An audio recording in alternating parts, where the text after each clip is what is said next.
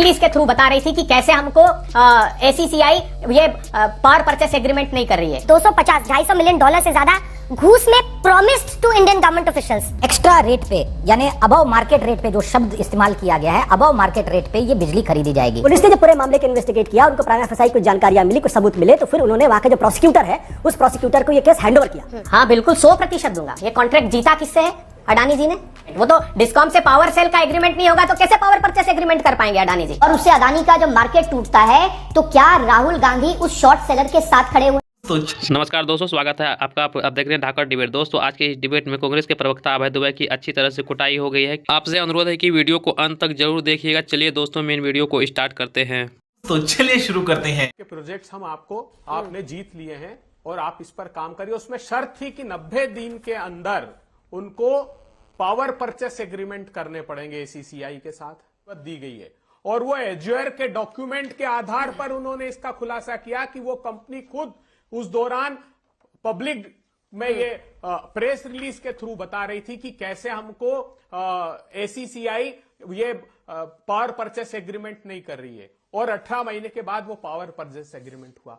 क्या ये डीआरआई जो भारत सरकार की एजेंसी है, डायरेक्टरेट रेवेन्यू इंटेलिजेंस, ये भी देशद्रोही है क्या?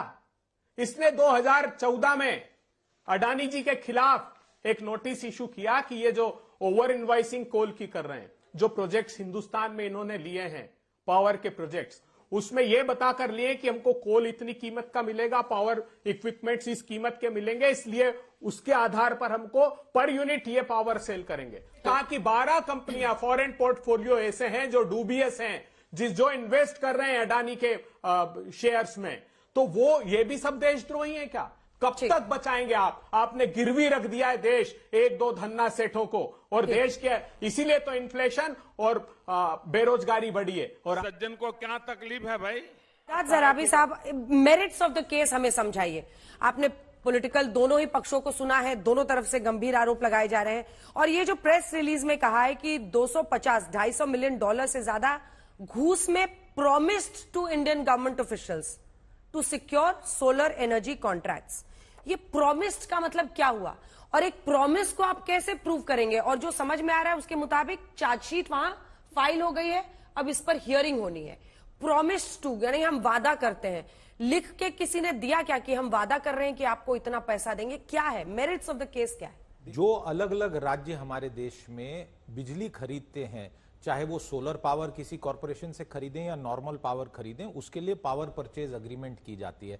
5 राज्यों और यूनियन टेरिटरी मिला के जम्मू कश्मीर के बारे में जो कहा जा रहा है कि अडानी की जो ग्रीन रिन्यूएबल्स कंपनी है उसने साठगांठ की, किसी भी अफसर का नाम नहीं दिया गया इन कंपनीज में या राज्यों में, और ये योजना बनाई गई, ब्राइबरी की कॉन्स्पिरेसी की गई कि ये एक्स्ट्रा रेट पे यानी अबव मार्केट रेट पे जो शब्द इस्तेमाल किया गया है, अबव मार्केट रेट पे ये बिजली खरीदी जाएगी। अब इसमें केंद्र का कहां से रोल आता है? Solar energy corporation of India एक प्रकार से एजेंसी है जो सोलर पावर को प्रमोट करने के लिए और अलग अलग राज्यों के साथ जो पावर पैक्ट होते हैं उसमें वो इन्वॉल्व होते हैं और प्राइवेट प्रोड्यूसर से ये पावर खरीदा जाता है। इस मामले में हमें यह समझना चाहिए कि जो ये इंडाइटमेंट है ये केवल एक कंपनी के लिए नहीं है। एक और कंपनी है जिसका नाम एज्योर पावर है, वो कनाडा के पेंशन फंड और बाकी एंटिटीज द्वारा मेजॉरिटी कैनेडियन ओन्ड फर्म है। यानी 2 फर्म है, एक अडानी समूह, एक एज्योर है। और एज्योर और अडानी ग्रुप का आपस में कंपटीशन होता था बिड्स में, जहां पे बिड्स दी जाती हैं बिजली की खरीद फरोख्त के लिए। मामला यह है, मामले की टाइमलाइन ये जो समझ आ रही है इस पूरे इंडाइटमेंट से, 2020 से 2024 के पीरियड को रेफर किया गया है और उसमें खासकर 2022 का उल्लेख है। और 2023 में मार्च में 17 मार्च को एक डेट बताई जा रही है जब सागर अडवाणी को यूएस अथॉरिटीज ने पहली बार एक प्रकार से अप्रोच किया और कुछ न कुछ एविडेंस और दस्तावेजों का उस टाइम कलेक्शन हुआ है। एज अलेज्ड, मतलब जैसा आरोप है कि गौतम और सागर अडानी ने यूएस इन्वेस्टर्स को इंड्यूस किया, मतलब उनको इस तरफ ऐसा प्रोजेक्ट किया पूरा काम कि वो उसमें इन्वेस्ट करें और अडानी ग्रीन के बॉन्ड्स खरीदें और फिर उस पैसे से ये ब्राइबरी वाला कॉन्स्पिरेसी। अब बस इससे पहले कि मैं आगे बढ़ूं, पेशकश करना या एक कॉन्स्पिरेसी ब्राइबरी की रचना। अभय जी फौरन आऊंगी, थोड़ा सा रुक जाइए, एक बार आशुतोष जी भी बोल रहे। ये कॉन्स्पिरेसी रचना किस आधार पर, क्या इसके साथ अभी हम माने कि जो फेडरल एजेंसीज है वहां पर उन्होंने कुछ सबूत भी सबमिट किए हैं जिसकी वजह से चार्जशीट, मतलब बेसिकली कॉन्स्पिरेसी। अब वो मुझे कह सकते हैं, मैं उनको कह सकती हूं उन्होंने इतना वादा किया है, पर वादा कैसे प्रूव होगा कि मतलब जो आप प्रॉमिस कर रहे हैं कि हम इतना घूस देंगे डिजिटल। क्योंकि न्यूयॉर्क की ब्रुकलिन कोर्ट ने गिरफ्तारी का वारंट इशू किया है और क्यों आज तक इसकी पुष्टि नहीं कर रहा है क्योंकि अभी इसको लेकर जानकारी पूरी आनी बाकी है। ब्रुकलिन की कोर्ट ने गिरफ्तारी का वारंट इशू किया है, ये कंफर्मेशन है, इसमें कोई क्यों इशू किया है? क्योंकि वहां की जो सिक्योरिटीज एंड एक्सचेंज है उनके पास कहीं से जानकारी मिली कि इस ट्रांजैक्शन में कुछ ना कुछ गड़बड़ है।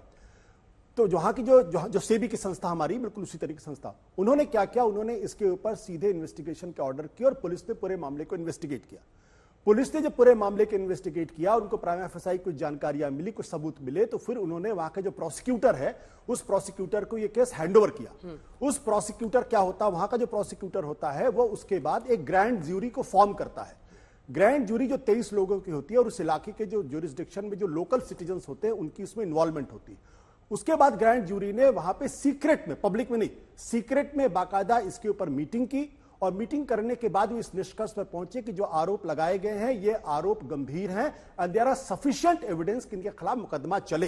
तो ग्रैंड ज्यूरी के बाद, जब ग्रैंड ज्यूरी के बाद मामला, जब ग्रैंड ज्यूरी ने इसको आगे बढ़ाया, जब उन्होंने क्लियर कर दिया, तब यह मामला अब कोर्ट में, ट्रायल कोर्ट में गया है और अब ट्रायल कोर्ट में जो है अब इस पर मामला आगे बढ़ेगा।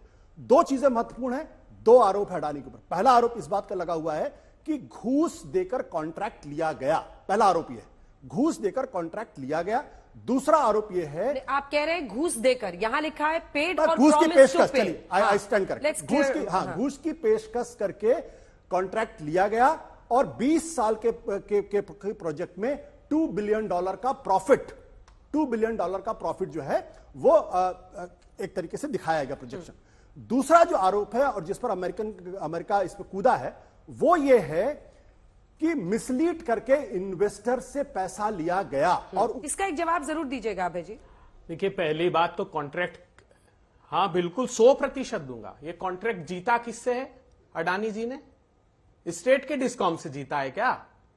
Solar energy corporation of India Bharat सरकार से, उनके साथ पावर परचेस एग्रीमेंट। वो तो डिस्कॉम से पावर सेल का एग्रीमेंट नहीं होगा तो कैसे पावर परचेस एग्रीमेंट कर पाएंगे अडानी जी?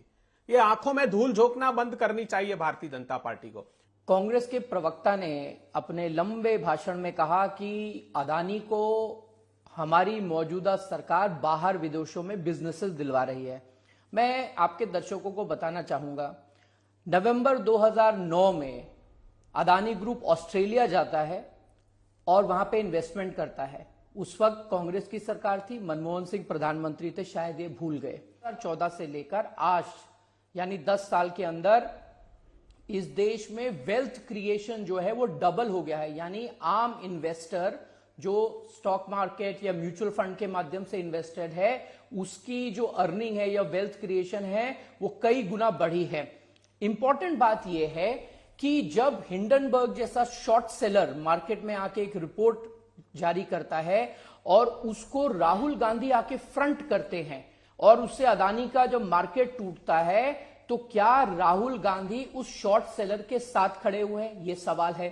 तो दोस्तों वीडियो को अंत तक देखने के लिए धन्यवाद। आज का ये डिबेट वीडियो आप लोग को कैसा लगा आप लोग कमेंट सेक्शन में अपनी राय जरूर दे सकते हैं। अगर आप लोगों ने अभी तक हमारे चैनल को सब्सक्राइब नहीं किया तो चैनल को सब्सक्राइब और वीडियो को लाइक जरूर से कीजिएगा। चलिए दोस्तों मिलते हैं कोई और लेटेस्ट डिबेट वीडियो में, तब तक के लिए जय हिंद जय भारत।